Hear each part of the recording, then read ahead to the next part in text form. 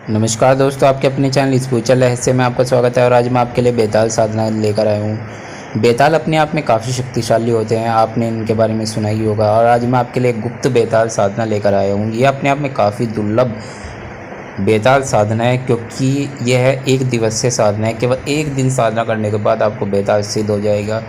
जब एक दिन आपको सिद्ध करने के बाद जब यह बेताल सिद्ध हो जाता है तो कितना विलक्षण और काफ़ी कितनी शक्तिशाली साधना ये आपको मैं दे रहा हूँ, तो आप इसका अंदाज़ा लगा लीजिए। तो यह इतना शक्तिशाली बेताल है कि आपकी बहुत सी मनोकामना वो पूर्ण कर सकता है। आपके ऊपर कोई जादू टोना वगैरह या कुछ काला जादू वगैरह आपके परिवार के ऊपर या आपके ऊपर कर दिया गया है, तो आप इसके माध्यम से उसको दूर कर सकते हैं। आप बहुत से कार्य इसके माध्यम से आप अपने कर सकते हैं। इतना शक्तिशाली यह बेताल है। इसके लिए यह एक दिवसीय साधना है। सिद्ध होने के बाद बेताल आपके साथ छाया की तरह चलता है, आपके बहुत से कार्य करता है, आपको दुर्घटनाओं से बचाता है। या फिर आपका कोई शत्रु है जो आप पर कोई घात लगाई बैठा है, आप पर कुछ मौके का फ़ायदा उठाना चाहता है, तो उससे भी यह बेताल आपकी रक्षा करता है। सिद्ध होने के बाद बेताल कुछ ही क्षणों में आपके कार्य पूर्ण कर देता है। और किसी भी स्थान पर यह बहुत तीव्र गति पे से पहुंचने की क्षमता यह रखता है। जिस व्यक्ति का बेताल सिद्ध होता है वह व्यक्ति हजारों पुरुषों के बराबर अकेले ही कार्य करने की क्षमता रखता है। उसके कार्य इतनी तीव्र गति से होने लगते हैं, बड़े से बड़े कार्य को वह इस प्रकार कर लेता है मानो उसके लिए कोई बहुत ही छोटा सा कार्य हो, इस प्रकार वह कार्य अपना कर लेता है। और दूसरे व्यक्ति जिनको इन चीज़ों के बारे में ज्ञान नहीं है, तो वह चमत्कार सोचते हैं या फिर उनकी समझ में नहीं आता यह हो क्या रहा है। तो इस प्रकार की है यह गुप्त बेताल साधना।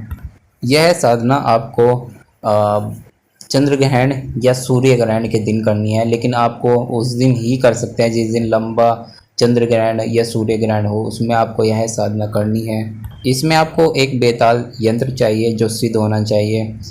आपको इसमें एक रुद्राक्ष माला चाहिए जो सिद्ध होनी चाहिए। अगर आपके पास रुद्राक्ष माला नहीं है तो आप कहीं से मंगवा लीजिए या आप स्वयं से सिद्ध कर लीजिए, आपको अगर उसकी विधि पता हो, या हमसे आप मंगवा सकते हैं। आपको 10 बजे के बाद से यह साधना शुरू करनी है, मतलब 11 बजे से आपको यह साधना शुरू करनी है। अगर आप वैसे किसी दिन करते हैं, लेकिन अगर आप चंद्र ग्रहण में इस साधना को करते हैं तो आपको जिस समय आपका ग्रहण शुरू होता है उस समय आपको यह शुरुआत करनी है। वैसे यह 21 और 41 दिनों के बीच की साधना होती है। उसमें आपका यह पूर्ण रूप से सिद्ध होकर आपके सामने पूर्ण रूप से प्रकट हो जाता है। लेकिन यह एक दिन की साधना भी काफ़ी चमत्कारी है होती है, क्योंकि यह एक ग्रहणकालीन साधना है, तो इसमें भी आपको काफ़ी दिव्य अनुभव इसके होते हैं और आपको सिद्ध हो जाता है इसमें भी ये। तो आपको 11 बजे से आपको स्नान कर स्वच्छ होकर साधना के लिए बैठना है। साधना में आपको काला कंबल का आसन आपको चाहिए, काले कपड़े आपको पहनने हैं, उसमें धोती काले कलर की आप पहन सकते हैं, सूती धोती। उसके बाद आपको दक्षिणी दिशा की ओर मुख कर बैठना है या फिर उत्तर दिशा की ओर मुख कर बैठें। और वहाँ पर आपको एक बेताल यंत्र स्थापित कर देना है एक बजोट पर, जिस पर आपको काला वस्त्र बिछा लेना है। उस पर आपको बेताल यंत्र स्थापित कर लेना है। उसका पूजन वगैरह करें आप पूरी तरीके से। जब आपका उसका पूजन पूर्ण हो जाए, वहाँ पर भगवान शिव की फ़ोटो भी रखे, उनका भी पूजन अच्छी प्रकार से भली प्रकार से करें।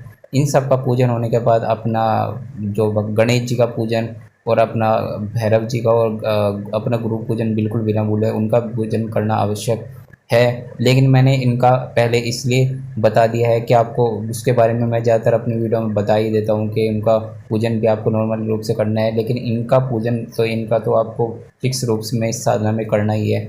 जब इनका पूजन वगैरह आपका पूर्ण हो जाए, उसके बाद आपको जो मैं मंत्र देने वाला हूँ इसकी 101 माला करनी है। मंत्र है ओम बेताल यच यच शम शिम शुम शैम श स्वाहा। यह मंत्र है। यह बेताल का अद्भुत चमत्कारी मंत्र है। इस मंत्र से ही आपको 41 दिवस से साधना भी आप सिद्ध कर सकते हैं। और लेकिन उसकी मैं विधि बाद में दूंगा आपको केवल एक दिवस से यह साधना करनी है। इसमें ज़्यादा भी आपको कुछ सामग्री नहीं चाहिए। तो इस प्रकार आपको यह साधना करनी है। इसमें आपको अलग अलग प्रकार के आपको अनुभव होंगे, जैसे आपके आसपास चलने का अनुभव होगा, या फिर आपके ऐसा होगा कि कोई आपके पीछे खड़ा है, या फिर किसी भी प्रकार के आपको अलग प्रकार के अनुभव हो सकते हैं। आपके ऐसा लगेगा आपको कोई साधने से उठाने का प्रयास कर रहा है, या आपके पास दौड़ कर कोई आ रहा है। इस प्रकार के आपको अलग प्रकार के अनुभव होंगे। इसमें आपको ऐसा भी लग सकता है कि आपके आसपास हवा चल रही है। तो इस प्रकार के आपको अनुभव होंगे इस साधना में, और भी अलग प्रकार के आपको इस साधना में अनुभव होंगे। लेकिन इस साधना में एक चीज़ का आपको ध्यान रखना है कि कोई भी डरपोक व्यक्ति इस साधना को पहले तो ना करे। दूसरी चीज़, इस साधना को ऐसे एकांत स्थान पर करें जहाँ पर आपको कोई परेशान करने वाला ना हो, आप आराम से अपनी साधना पूर्ण कर सकें। निर्जन वन में या फिर आप किसी भी मंदिर में आप इस साधना को कर सकते हैं, जो मतलब कि जिसमें पहले से काफ़ी समय से पूजा पाठ न होती हो, ऐसे ही पुराना मंदिर हो। इस प्रकार के आप मंदिर में साधना आप कर सकते हैं। तो इस प्रकार आपको यह साधना करनी है। जब आपका यह साधना पूर्ण हो जाए तो आप सारी सामग्री को जल प्रवाहित कर दें। इस प्रकार आपकी यह साधना पूर्ण हो जाएगी। साधना पूर्ण होने के बाद आप किसी भी गरीब ब्राह्मण को भोजन करा सकते हैं और उनको दक्षिणा दीजिए, और इस प्रकार आपकी यह एक दिवसीय साधना संपन्न हो जाती है। साधना पूर्ण होने के बाद आपको जब भी आपको इससे कार्य लेना हो तो आपको आंखें बंद कर लेनी है, थोड़ी देर आराम से बैठ जाए। उसके बाद आपको इस मंत्र का 11 बार जाप करना है या 21 बार जाप करना है इस मंत्र का, और आपकी जो मनोकामना हो वो बोल दीजिए।